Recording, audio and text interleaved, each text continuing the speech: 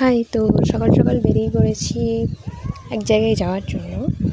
জায়গাটা হচ্ছে আমার বড় মাসিমণির বাড়ি। আসলে ওখানে আমার দুই দাদার একসাথে বিয়ে ঠিক হয়েছে, তো সেই জন্য।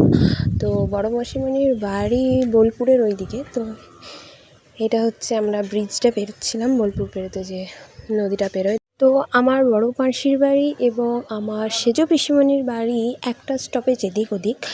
তো যেহেতু আমরা যেতে যেতে অনেকটা বেলা হয়ে গেছিলো, তাই আমরা প্রথমে পিসিমণির বাড়ি গেছিলাম, ওখানে খাওয়া দাওয়া করে দেন বিকেলবেলায় আমরা বড় মাসির বাড়ি গেছিলাম। যখন যাচ্ছিলাম তখন রাস্তাতে কেউ ছিল না, শুধুই আমাদের অটোটা ছিল। তো গিয়ে দেখি এরকম একটা অ্যাক্সিডেন্ট হয়েছে। তারপরে লোকজন জড়ো হয়ে তাদেরকে জল দেয়।